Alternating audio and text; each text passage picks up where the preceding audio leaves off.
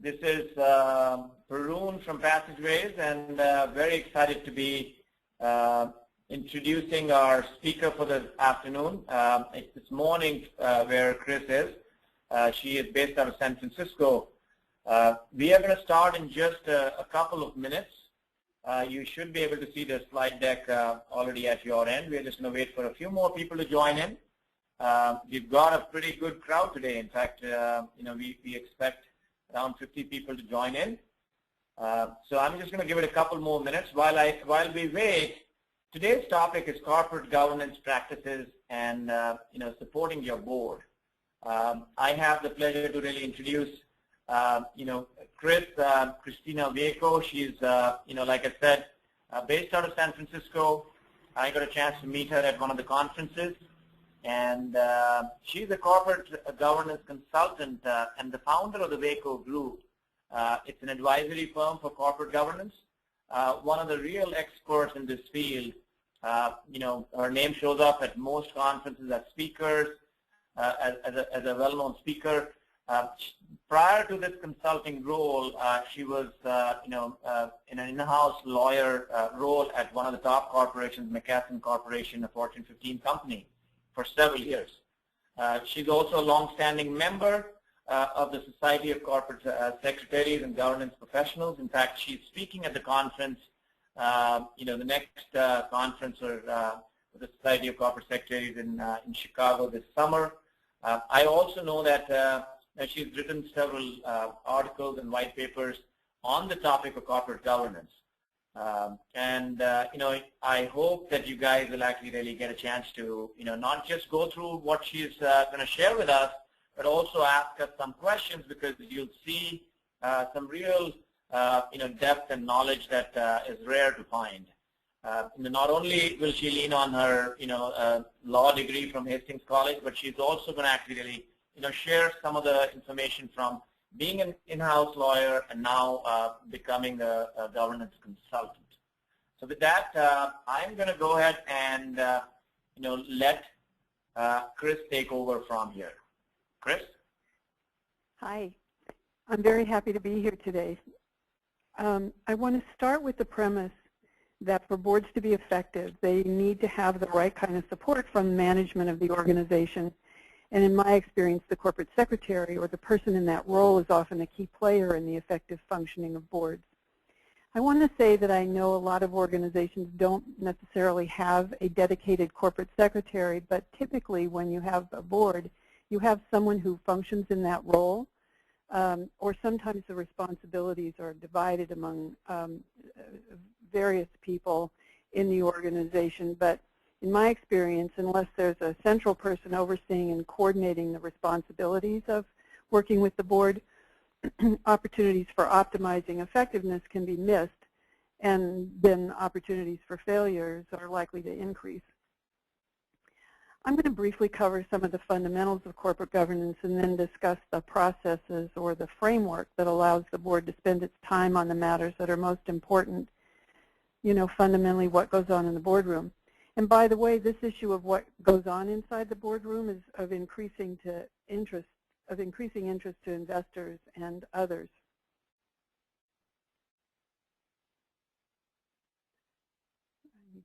I need to minimize this slide here. I think if you just click at the bottom left, there should be arrows that will show up. If you click on the bottom left of your slide, you should see arrows. Thank you very much. Thank you. Yep. So I want to review the role of the board. There are three major categories of board functions listed on the slide here. State and regulatory requirements often state that the board is responsible for management of the corporation, and it mandates or requires board action with respect to certain matters such as stock issuances or the approval of dividends or the approval of significant transactions. Management of the corporation doesn't normally mean day-to-day management, however.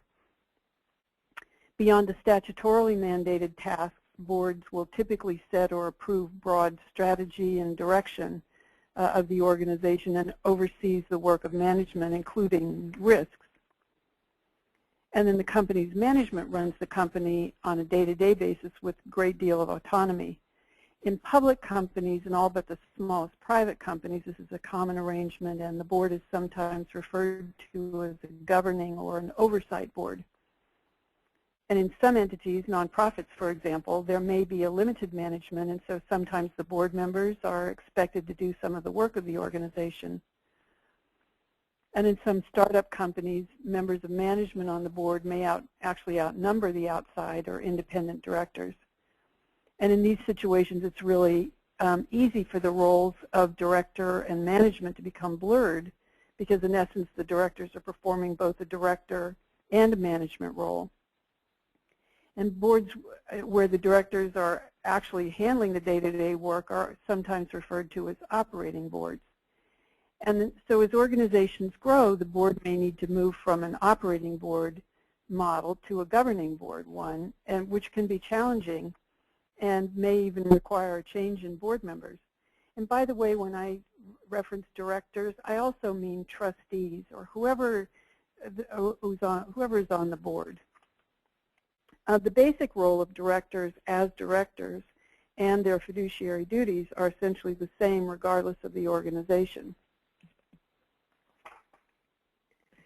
I thought a quick review of fiduciary duties would be helpful for people, especially for those who aren't familiar with this. But these, and what I've got here on the slide, these are shorthand versions. State law, and when I say state law, I mean the state of incorporation of your organization, dictates and imposes fiduciary duties on directors both to the corporation or organization and to the stockholders. In Delaware, it's the duty of care and duty of loyalty. The duty of care means that directors need to make informed decisions regarding the corporation based on all relevant information reasonably available at the time. And basically, the focus is on process. And these processes need to be effective, and they need to be well documented. And the duty of loyalty requires directors to act in the best interest of the organization and its stockholders. The corporation's interest takes precedence over any interest the director doesn't share with the stockholders generally. Other aspects of this duty have been developed, including a duty to preserve the confidential information of the corporation. And directors need to be able to rely on good faith on the records of the company and its officers and employees. At the end of this deck are several citations to some cases in which courts have laid the foundation for understanding the intricacies of these concepts. And if you're not already aware of them and have access, I encourage you to read them because they really expand on this conversation. But again, these are the fundamental obligations of board members. An essential point here is that the exercise of fiduciary duties is all about the board making decisions that are in the best interest of the stockholders for public and private companies and the beneficiaries for pension funds, and in support of the mission of the organization for nonprofits. So much of what a good corporate secretary does is to help establish the framework and then execute the processes that help facilitate a sound decision-making process.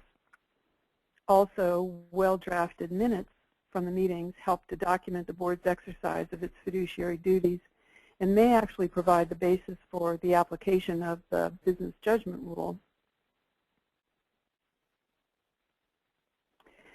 So the business judgment rule is a court-created document that essentially gives directors the benefit of the doubt. In other words, they are presumed to have acted appropriately unless the plaintiff or the person challenging the board's decision can show facts otherwise.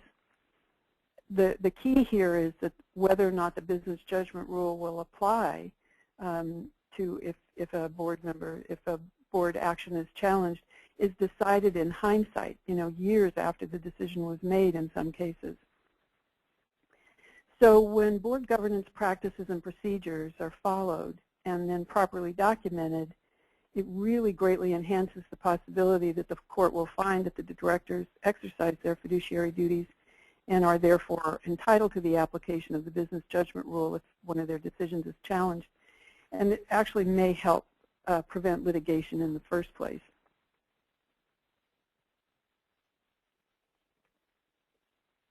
So what is it that directors need? They really need meetings that cover the matters that are most important to the organization. They need to be able to have information that helps them understand what the issues are. They need time with the information, and they need time amongst themselves to really consider and challenge and reflect on what it is they're being asked to decide. There needs to be a culture that allows for questioning and respect among the members. Obviously, they need to have an understanding of the business and the environment, and then they need the processes which support all of this. So to accomplish their role, they need most, if not all, of these matters. And without them, it becomes very difficult, if not impossible, to function well as a director of any organization. Some of these factors are within the control of the individual director, but many of them will fall within the direct or indirect responsibility of management, and particularly of the corporate secretary. When scheduling meetings, in my opinion, there are really two critical issues. First, can you get a quorum? In other words, can you have the minimum required number of board members for the meeting to go forward? And then, do you have the right number of meetings to accomplish what needs to be done? I've put on the slide some of the common numbers of meetings that boards and committees have. And then the board and corporate secretary also have to decide such issues as to whether or not to hold committee meetings on a concurrent basis. If you have your audit committee and your compensation committee, or your some companies will have an investment or a risk committee or a loan committee. Do you hold those committee meetings at the same time, or do you have them follow each other? And then how do you staff these meetings, whether the CEO and other directors, or which management is going to attend the committee meetings, and so on. The practical implication of these issues is that scheduling really takes careful advanced planning. And then, of course, directors require sufficient notice of the meetings with appropriate reminders.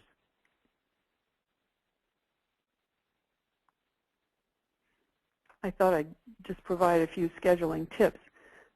To minimize scheduling conflicts, most companies will have the board approve an annual or multi-year schedule for their regular meetings.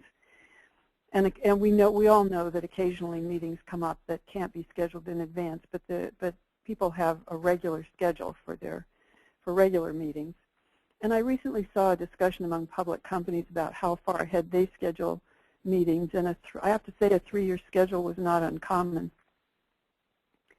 The schedule is often tied to the agenda development process that I'm going to discuss next. Because of the need for the board to act on particular matters at specific times of the year, the corporate secretary spends a fair amount of time on the meeting schedule, as the goal, of course, is to have a quorum so that the meeting can go forward, but also to have as many directors as possible attend the board and committee meetings.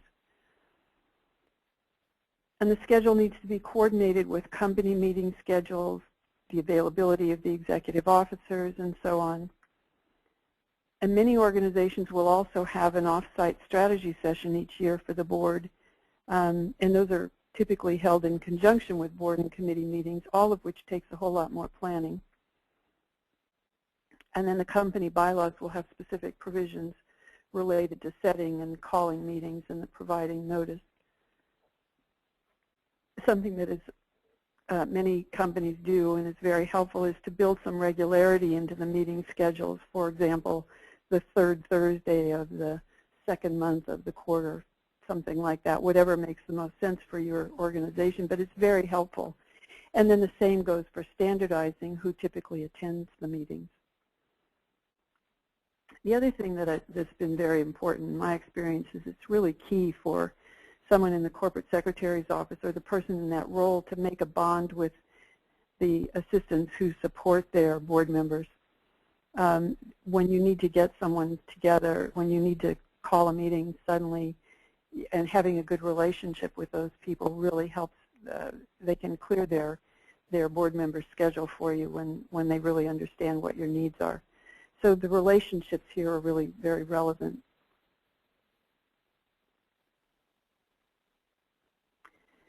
Next, I want to talk about the agenda development process, which I think is very important. Regulation related to matters under the purview of the board has increased over time, even outside the traditionally regulated industries such as banks and credit unions. You know, in part it's in reaction to some very bad instances of corporate malfeasance. Also, committee responsibilities have increased, starting with the audit committee under Sarbanes-Oxley, and at least in the public company world, more recently the compensation committee and the increased focus on executive compensation. And the role of the nominating and governance committee has always had an important role, but particularly with the increased focus on corporate governance and board processes and board composition. Legislation and regulation created new governance responsibilities that the boards have had to incorporate into their own governance processes. As I mentioned, Sarbanes-Oxley, it created a number of review and sign-off responsibilities in the finance and audit areas that require increased oversight by the board. And for those companies listed on the New York Stock Exchange, they're required to hold an annual evaluation of the board's own performance, for example. So the point is that the agendas really need to reflect any required actions. And then it's also important to know what it is the board is actually required to approve and then what it wants to approve. With one of my clients, we started from scratch reviewing their agendas. Their agendas were so full and they were having trouble getting through all of the matters on the agenda. So we said, let's stop, let's step back and take a look. Why is this matter being brought to the board? Is it legally required? Is it a tradition? Is it something that one of the board members is really interested in? Or is this something that's come up in the organization that requires the board's attention? But it's not a bad idea to step back every once in a while and say, why are we bringing this to the board? Sometimes someone in the organization will think that a matter needs board approval, and it may not. So as a result, some companies will have a chart of authority or a delegation of matters that shows what types of matters really need to come to the board and what matters have been delegated to management to take care of. Annual agendas are one mechanism for helping to keep track of everything and are really very useful for the advanced calendaring of particular matters that require the board's attention. In my experience, the corporate secretary will take the lead in preparing a draft annual agenda, getting input from senior management, and then you review these draft agendas with the board and committee chairs. And this is something that takes some time, so you need to start the process long before the beginning of the year. And then several weeks prior to each actual meeting, the corporate secretary will tailor each individual meeting agenda to pick up any new items that weren't contemplated at the time of the annual agenda, make adjustments as needed, and then manages the review process so that the right people have input into what's going on to the board's agenda. And then use a consent agenda for administrative matters. In other words, there are some matters that are administrative in nature, sort of housekeeping matters, that don't really require a lot of time and discussion on the agenda, and those matters can be grouped together on the agenda and can all be approved as a group, assuming no one on the board wants to take the matter out of the consent agenda and have further discussion, which is certainly appropriate. And so when the agenda is first distributed to the directors, and there's often a cover letter to companies, the letter will indicate that the consent agenda contains matters that are going to be approved as a group unless someone wants to discuss them. It really can save a lot of time during a meeting to have that. Also, it's really important to build in executive sessions for the board and each committee meeting for the board members to meet without management present. Often they can be scheduled for the end of the meeting, but really they can occur at any time. I've seen the board have them in the middle of the meetings. They just say, we'd like to hold an executive session. But typically, they're built in on the agenda to occur at the end of the agenda. Executive sessions are standard practice these days, and board members find them very useful. And if they're scheduled and appear on every agenda, and this is for the board and for the committees, they're really viewed as normal and not some extraordinary event. And if the board doesn't need to have the executive session, they don't have it. But the point is that it's been built in, the time has been set aside, and it's built in on the agenda for them. I think some key points here is that order matters. It's important to put the most important topics early on each agenda. And clarity matters. Not all matters require specific action. Some matters are being provided to the board for their information. Maybe it's the beginning conversation of a transaction that is going to be discussed several times, but you sort of build up to it. It doesn't require specific action. And then other times, if you fail to take a required action for something that's required, it may require another meeting. It's important to pay attention to the human attention span here. You don't want to put the most important decisions at the end of a long day when there's not really enough time to fully explore the matters, or people have to leave the meeting, planes to catch, or the directors are just too tired to consider the matters carefully. I always found that annotated agendas help, including suggested language for the board chair to use to help him or her remember what it is, why it is, to state why a matter is on the agenda and what action is needed. Whatever you can do to help whoever's running the meeting can be very helpful. I also like to provide timed agendas to at least to the chair, to help them keep track of where they are in the meeting.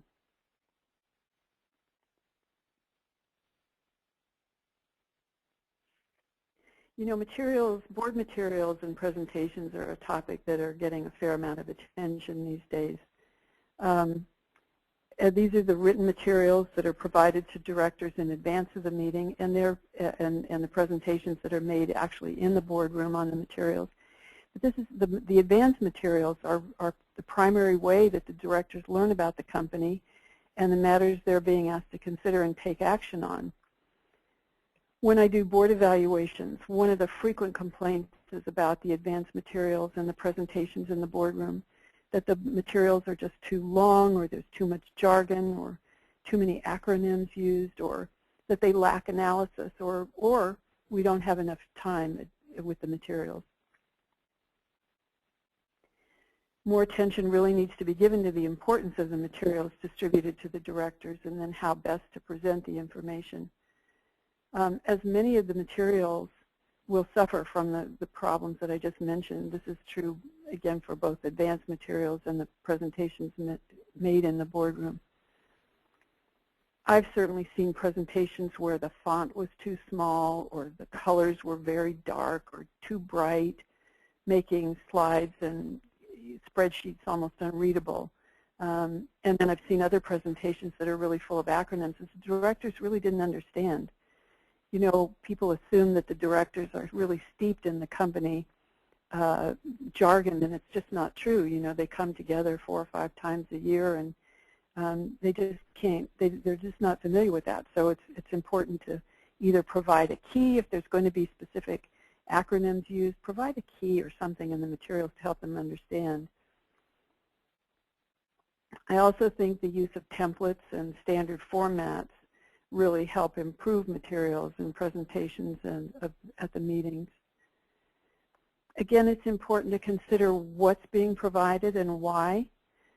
I had a client that was regularly getting a banker's box full of reports every single monthly meeting. They had this big pension fund client had monthly meetings, and they would regularly get, you know, banker's boxes full of these reports and materials. Well, it would be impossible to go through those on a regular basis. And so what we did is we stopped and said, let's look at why these materials are being provided. What is the essential information that you're trying to convey to the board members here? And there was information in there that they really needed, but there was no way to get through such a massive quantity of materials.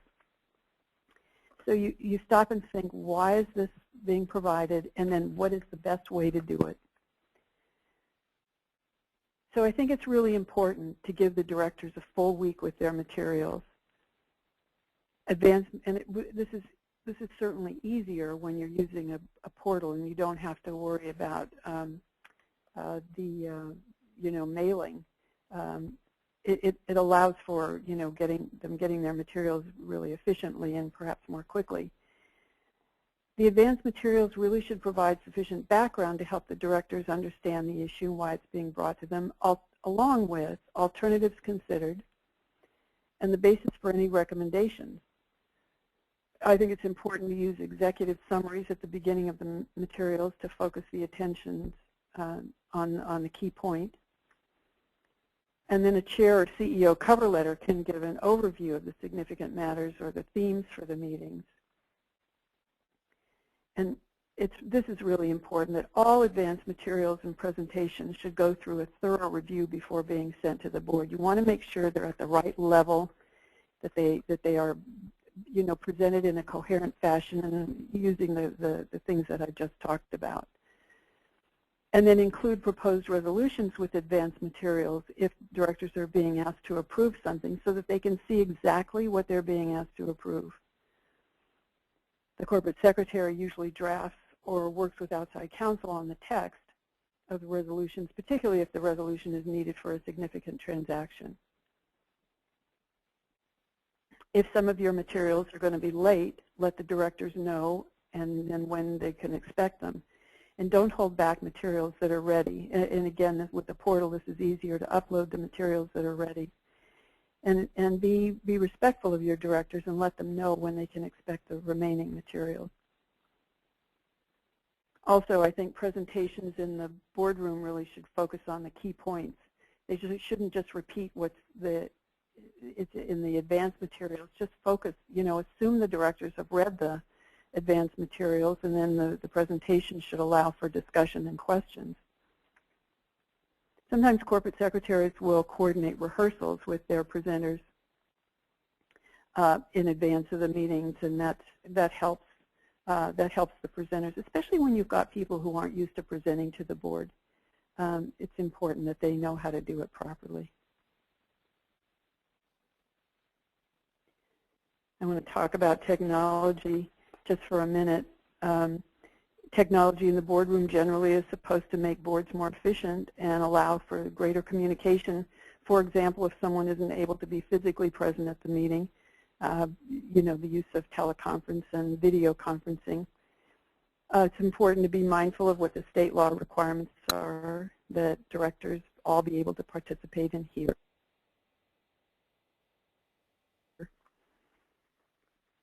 And as you all know, increasingly corporate secretaries are using the secure electronic board portals to deliver advanced materials.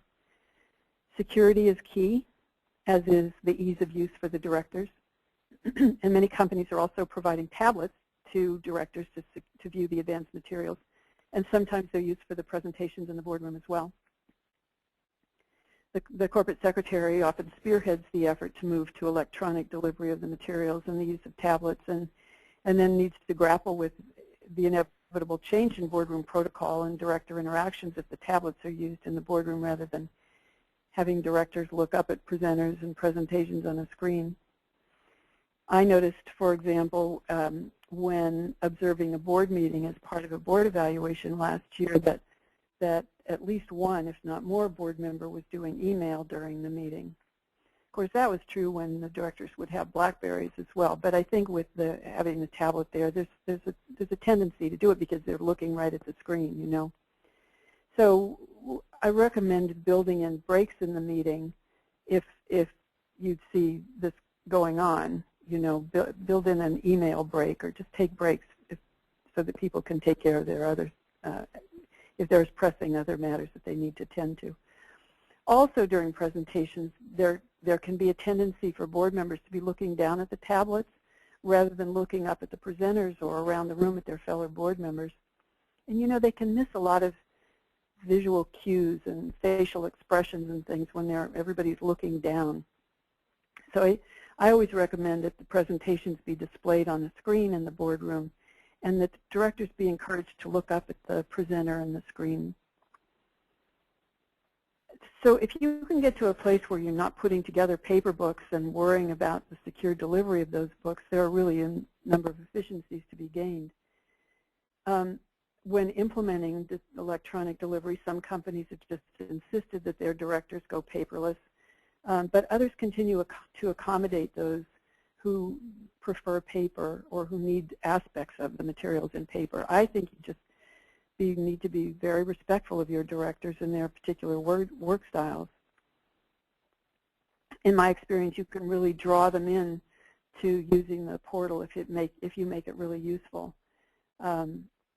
I used to post individual director compensation statements in the portal, for example, along with the other useful information, and having reference materials, and some companies provide articles of interest, just sort of bring them into it.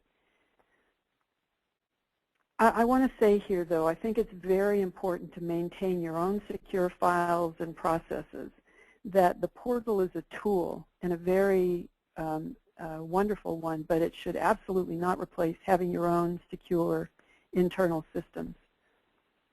I think it's also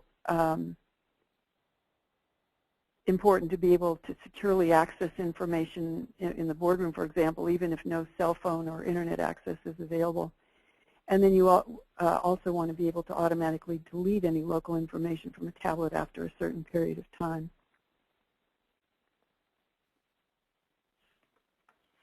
So I want to move to meeting logistics.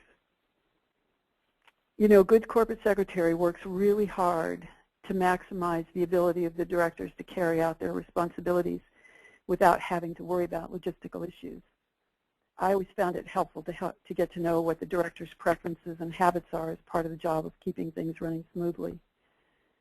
When directors sit on multiple boards, it's also helpful for the corporate secretary to get to know the other corporate secretaries on whose boards their director sits, in addition to the director's assistants. The board members and senior management always look to the corporate secretary to have anticipated what their needs are for every meeting.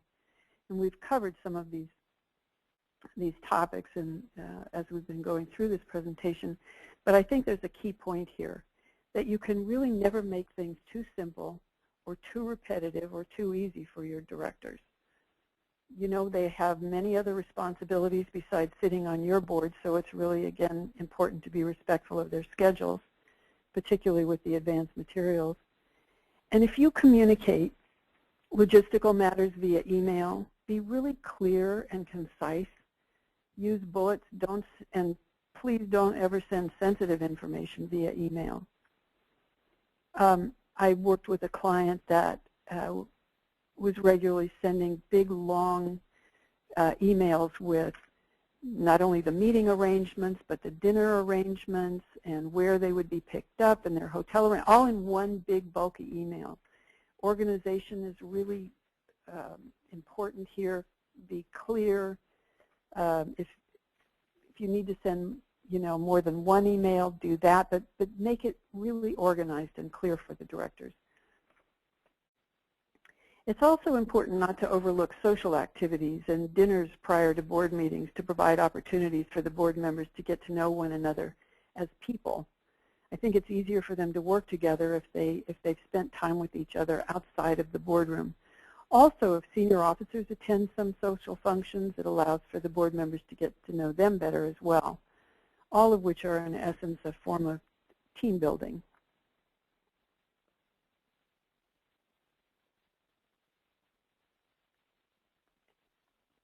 Minutes of meetings are required by state law in most states.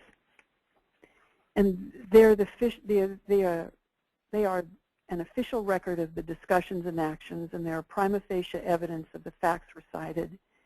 And they may actually evidence the compliance with the legal requirements and the exercise of due diligence and the due care by the directors, going back to their fiduciary duties. They should be a straightforward and clear record of what the board did. They are not intended to be a transcript of the meeting. They are not he said and she said. Minute writing is considered an art. There's no best way to write minutes, but there are some common practices to consider. I think using templates for minutes is really a good way of doing it, having some consistency in your presentation. include basic information, who was there, when the meeting began, and so forth. Refer to the advanced materials when the board gets to the topic. Report facts and the actions without characterization. There's no need for adjectives. And keep the level of detail appropriate for the agenda items. So generally the detail should increase with the perceived significance or degree of risk of whatever the matter is. For example, a declaration of a regular quarterly dividend wouldn't ordinarily require as much detail as the consideration of a significant transaction would. And then spell out what matters the board considered, including alternatives. Stay consistent in the approach. And it's a good idea to avoid tape or electronic recordings of the proceedings. Some entities do this if they don't have a secretary, but it's not a good practice. Establish a practice of destroying handwritten notes and prior drafts once the minutes have been approved by the board.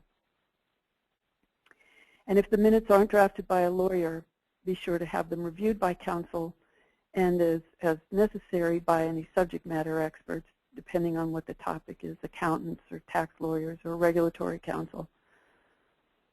And then use the minutes to create follow-up lists for management, for committee chairs and for future agendas. Follow-up on matters is very, very important, and these minutes can help the corporate secretary bring matters back to the board, put them on the agendas, or follow up with them, or ensure that management follows up as appropriate. And then also with minutes, you want to set up a process to protect any attorney-client privileged material. Note that executive sessions occurred, and if any action is taken, that should be referenced in the minutes. Some corporate secretaries will note the topics discussed. Some will just report that an executive session occurred. The secretary may or may not be present in an executive session, but having a good reporting out process following an executive session is very helpful.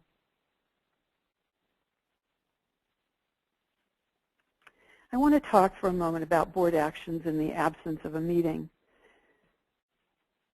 The concept of a unanimous written consent is to allow for a board action when getting board members together, even for a telephonic meeting, is difficult. Because there's no opportunity for a dialogue or a debate of the issues, which is an essential component of board meetings and very much tied to board member fiduciary duties. Unanimous written consent should be used sparingly, and when the matter for which the approval is sought is non-controversial, easily understood, or perhaps when the matter has been previously discussed at meetings and there's already somewhat of a consensus. They fell out of favor following the stock option backdating scandals a few years ago in the public company world, but they are perfectly legal, assuming appropriate practices are followed.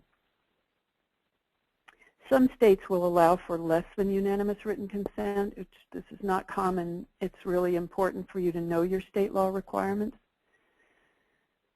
And there's always a certain level of formality that's required, and also to maintain confidentiality of the matter. Typically, a proposed resolution is provided along with a clear description of what the subject matter is, any necessary background on the matter, and what approval is being sought. And then signature and date lines follow.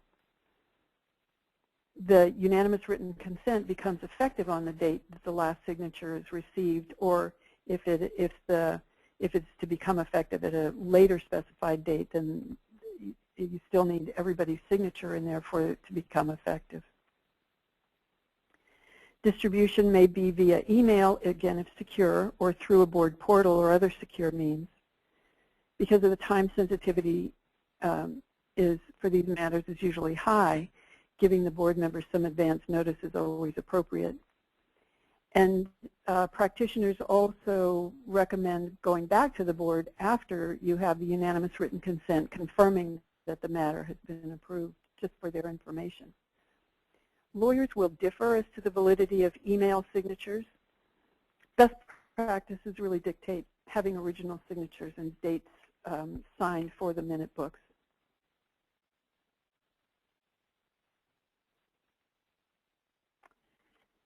And then records actions of boards are inevitably judged long after the fact. It's really important to be able to look back with accuracy and to have a complete record of what the board did, what it considered, and what action it took. So this means the records need to be kept and be made accessible, but also be protected. It's easier to keep records electronically now and to use electronic search capabilities.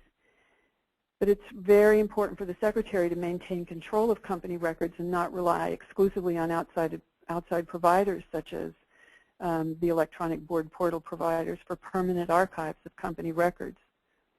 When I was in-house, I had a server that was dedicated to the board materials that wasn't accessible by others who had no need of the information. Some organizations are using secure cloud storage these days. With all the security breaches going on, everybody really has to be mindful of how board materials are stored and who may have access to them. Because of their importance, some corporate secretaries will keep securely protected paper copies of all board materials in addition to the electronic files.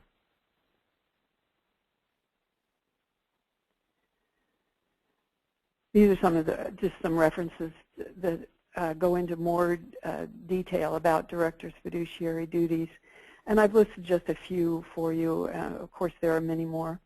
I wanted to note in particular the references to the Disney case cited above.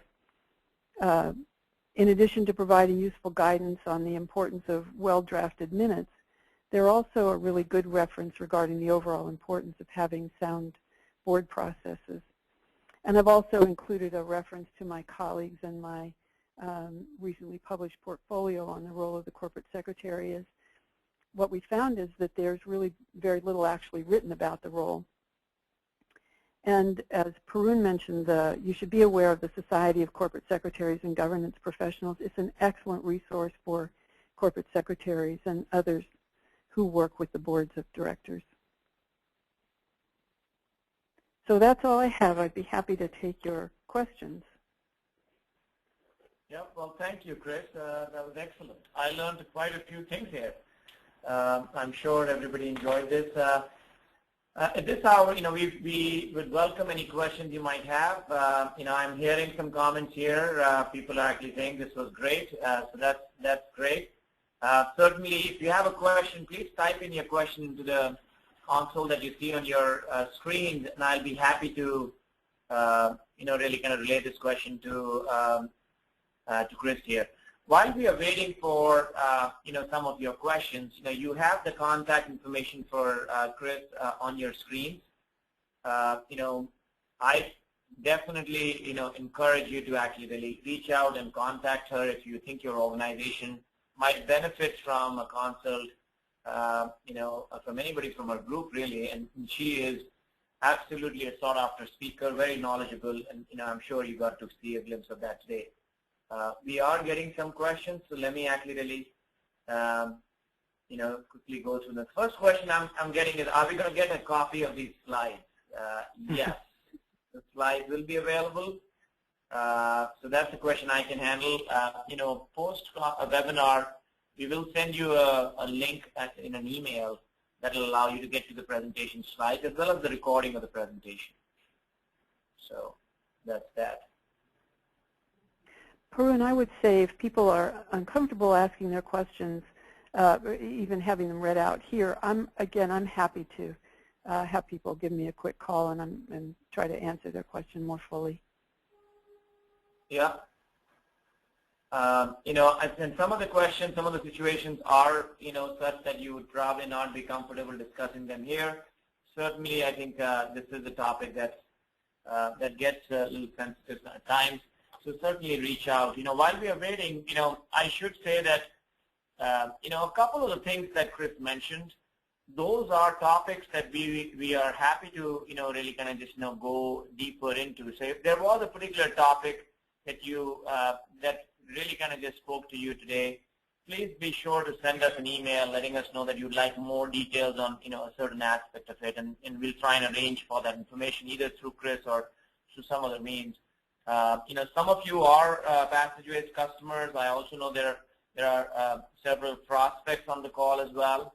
To give you a quick 10,000 feet view, we are obviously eager to send you some information about some of the newer innovations that we are working on. As a provider of a board portal, and that reference came up a few times in the presentation today, we certainly work with experts like this and go to all these various conferences and forums where the experts are actually available to continue to learn more and more about just the nuances of the governance world. Our application is built with a lot of the things that you should actually be mindful of. As you go down the path of transforming to a digital boardroom, there is such a thing as a lot of software vendors out there that have the tool set which has been built a little liberally and gives you additional exposure where it shouldn't be the case. And we are very mindful of every tool and every addition to our software. We run it by several experts, make sure that we cover any undue risk that might actually come about. So that's something to keep in mind as you look at OnBoard. We'll certainly be sending you a quick update on OnBoard itself. The second thing I should mention is that there was a talk about future-focused agendas, and there is a excellent topic at our upcoming client conference. Our next client conference is, and we call it Powwow. That's going to be in May, and it's actually really just be in Indianapolis.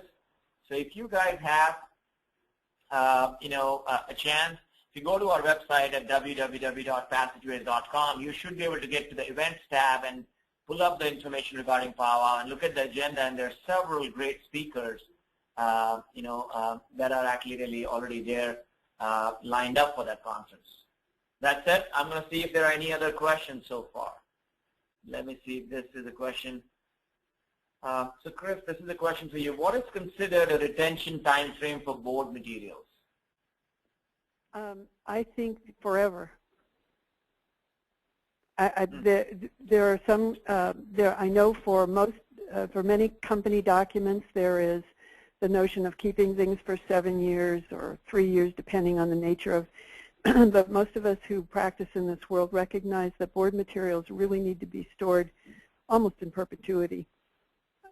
Things come up many, many years after the fact, and you've got to be able to support what the board did. Yeah. Yeah, certainly from a software standpoint, that's the easy thing to do, and we certainly actually follow that. Though, I was always curious about this question as well, so that's good. Is that the same for committee meetings as well? Yes, they are a subset of the board. Boards delegate certain responsibilities to their committees to take care of, and their decisions, the decisions of the committees, which are reported back to the board or vetted first before they come to the board. It's all interconnected. So yes. Okay. I'm going to go on to the next question. So the question is, how do you make directors understand their fiduciary responsibility of the consent agendas? Well, there's sort of two aspects of that question. One, I think the first, I'm not quite sure what you mean by their fiduciary duties with respect to the consent agenda. The only items that should be on a consent agenda are those matters that aren't really controversial. And if they need advanced materials to help the directors understand what they are, by all means do that, provide that to them, letting them know that this is like a technical correction. Like, for example, there'll be some change in an IRS rule related to a benefit plan that is very technical in nature. It's something that the board has to approve, but it doesn't require a great deal of discussion. You can provide them with a couple of paragraphs or a write-up about what the matter is, but it's not something that requires the board's time in a meeting to discuss. And so that's the sort of item that would go on a consent agenda. If you regularly have your board approve, let's see, maybe it's who the officers are, and that list never changes from year to year, then that could go on a consent agenda. So it's those kinds of matters. So in the cover letter, or if you're first introducing this, it's important to lay it out for them that these are the kinds of matters that will come to them in the consent form. Excuse me. And again, they'll have the advanced materials, or they'll have a write-up that helps them understand why each matter is on the consent agenda. You wouldn't just send an agenda with a list of matters that's on it without helping them to understand what these matters are. And at any time, a director can say, well, let's look at that. I'd like to better understand that. Let's have a discussion about it. And so then it just comes onto the, then it gets discussed at the meeting and the approval for that matter would be handled separately from the rest of the consent agenda. I hope that answers the question. Yep, I hope so. So Brenda, if you have further questions, please go ahead and ask.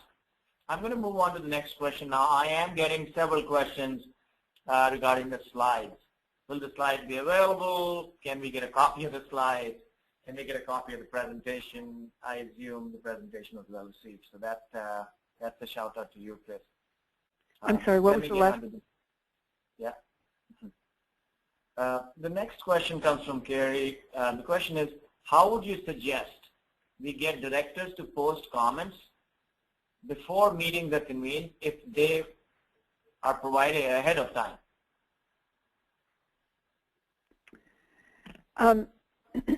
I think you have to stop and think about what's the purpose of that. The purpose of the meeting is to be able to have the directors explore among one another and discuss. And so I'm not sure how posing questions in advance would, I guess maybe it would help management be better prepared to respond to the questions that would come up. But really the purpose of the meeting is for those questions to come up, for there to be a discussion, for there to be exploration of the materials. So I haven't typically seen advanced questions come in, but I mean it certainly could happen, and management, I guess the question is, who sees those questions? Is it management who can then better respond to those issues, or is it intended that the board members, that the other board members would see the questions, and essentially you're having a discussion that goes on before the board meeting, which may not include all the board members.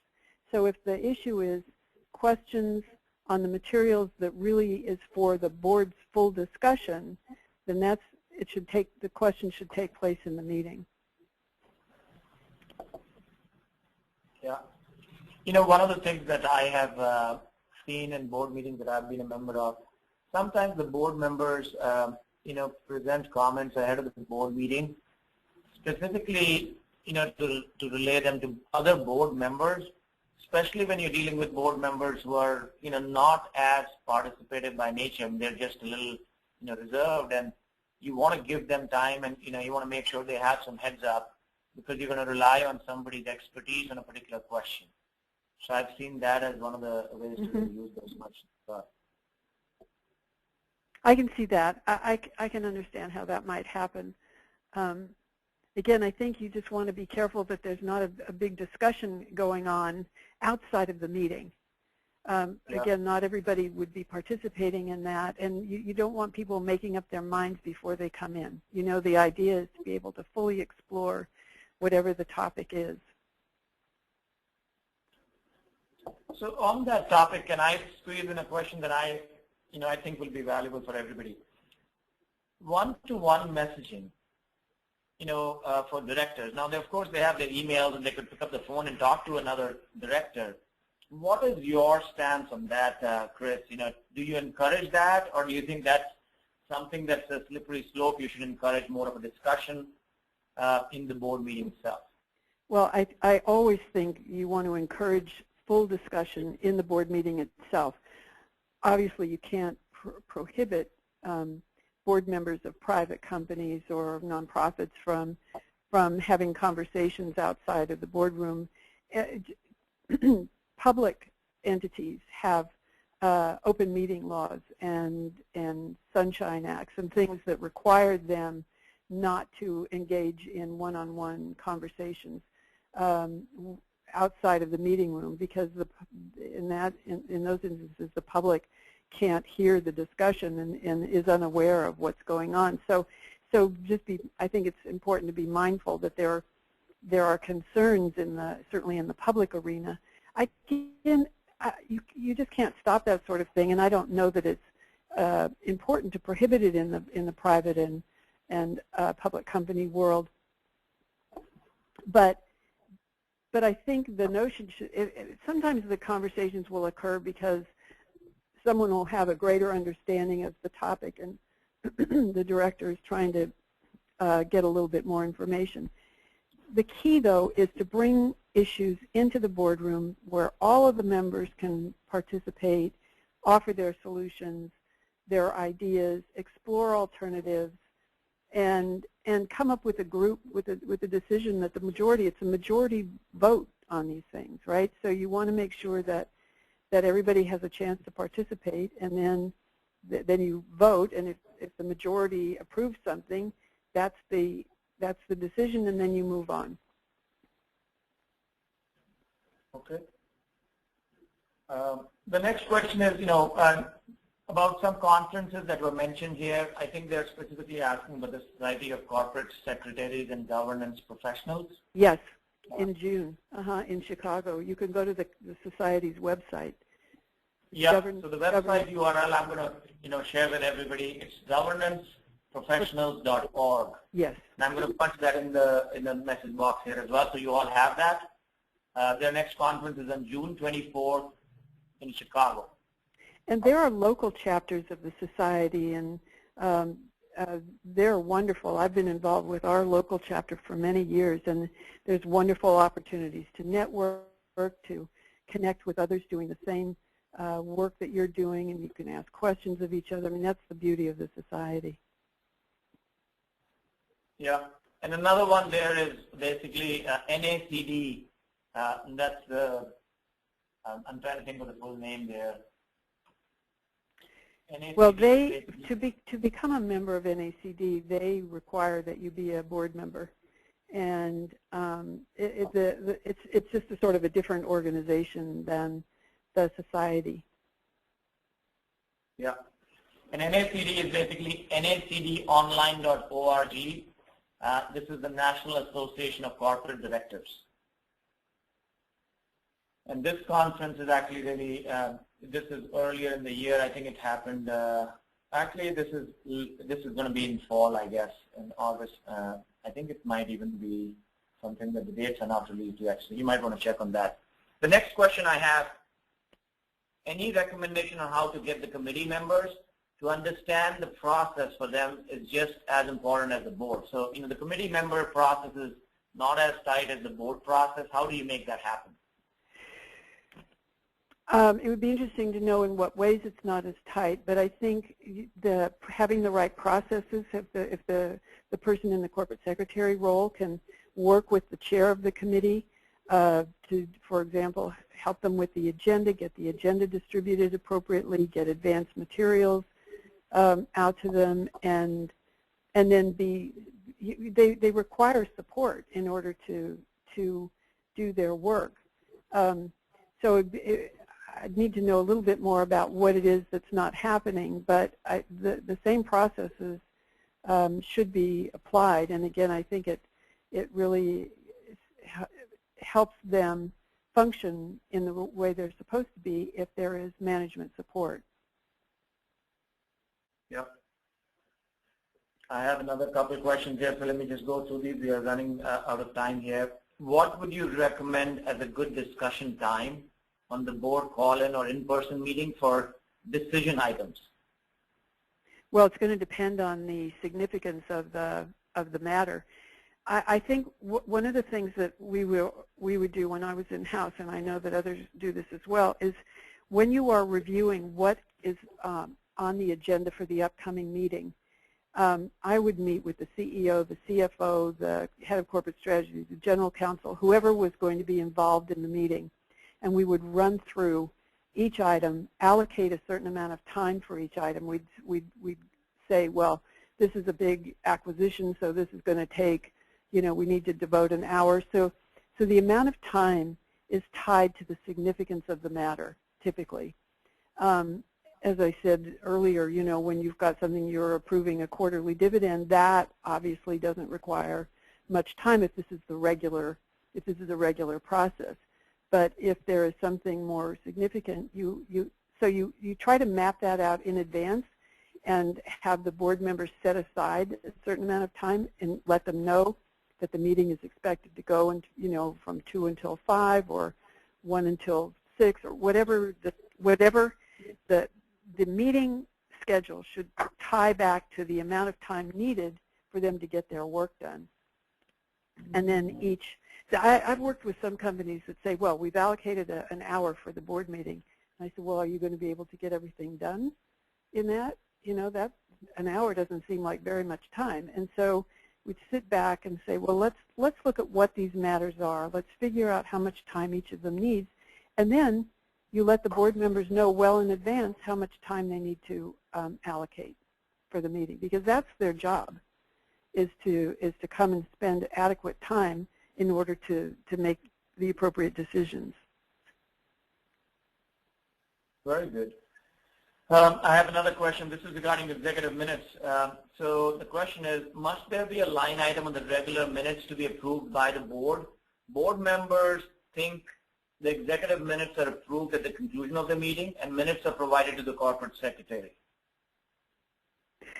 Let me see if I understand that. That any minutes from the executive session, is that what we're asking? I believe so. So the exact question that I have here is, this is regarding executive minutes. Must there be a line item on the regular minutes to be approved by the board? Oh, so does the board approve minutes from the executive session? If there are minutes from the executive session, yes, because in most cases the board, it depends on who, the members of the board who are in the executive session would approve those minutes. So if you have members of management who are on the board who are not in the executive session, they would not typically be asked to approve minutes of a meeting that they weren't part of. But all of the minutes need to be stored in the minute books with the corporate secretary in the minute books. If there's something private that the members of the board who are not on the executive session or members of management don't need to see, that needs to be handled separately with the corporate secretary. But there should be a reference to the executive session in the regular minutes. There should be a reference that says that that the members of management or the non-management directors and members of management left the meeting, and the independent directors met in executive session. And if there's they can reference the topics if they want to. Some corporate secretaries do that, and if decisions are made, as I said earlier, those obviously do need to be memorialized in minutes, because you have to think, does the group in the executive session, if it's not really the full board, do they have the authority to make decisions, or do those really belong in the full board meeting? But if there are particular topics discussed in executive session that are sensitive and not appropriate for members of management or other board members, then again the corporate secretary would ultimately keep those. Perfect. Very good. I'm going to ask one last question. I think we're at the end of the session here. This is a question that's actually pretty, it's an active question for all the software providers. There's ephemeral messaging, which is actually doing the rounds in the enterprise space, where any messaging that you do through your application could also be like Snapchat, where the messages kind of just self-destruct after a preset time. My question is, if as an organization that provides the board portal software, if we decide to go down that route and we allow organizations to use messaging, but it is actually really ephemeral in nature, how does the legal counsel, or how do you look at that, Chris? I know this is a relatively new area. Just because the record is gone from the servers, it's not going to be available in an e-discovery process. So what does that do to the discovery process? It is something that I see as a question that's going to show up in the future, as some of us are contemplating, should we go down the ephemeral route or not? Well, I'm not an expert in this area, but it seems to me that there's very little that isn't ultimately discoverable. And I just have to question why you need to have something that that allows for limited people and secrecy in an electronic format. Again, I think the whole purpose of meetings is to allow people to have open, candid discussions and explore items, and not necessarily that they're being recorded or that there is a trail as they have the discussion. And again, this is why minutes shouldn't be a transcript. They should reflect what the topics are that have been discussed, not what everyone said back and forth, but what the considerations were, what alternatives were considered. And it seems to me that this feature that you're talking about doesn't really lend itself to that. That seems like it's completely separate from what goes on in the boardroom. And I without further thought about how it fits in the overall scheme of board activities, I don't know what else to say about it. Again, I think we need to be thinking about at all times, what is the purpose of this? What is the purpose of the portal? It's to deliver information to the board so that when they come together in their meeting, that they've got what they need to do their work, right? And yep. So, I mean, whatever other features you provide, I think should always be in the context of, is this helping with, or is this, a social media aspect that we're trying to get, or we try to stay current with what's going on, or does this really help forward the goals of the board being able to be efficient and effective and meet its fiduciary duties? Yeah, I think the thought comes from the fact that you could have a conversation with somebody in person or on the phone, and that's off the record. But when you communicate through the electronic, digital kind of setup, now you're leaving a footprint behind. Could there be a way to really kind of just make those messages also sort of follow the same path of a private conversation? I don't know, and I don't know why they wouldn't just pick up the phone.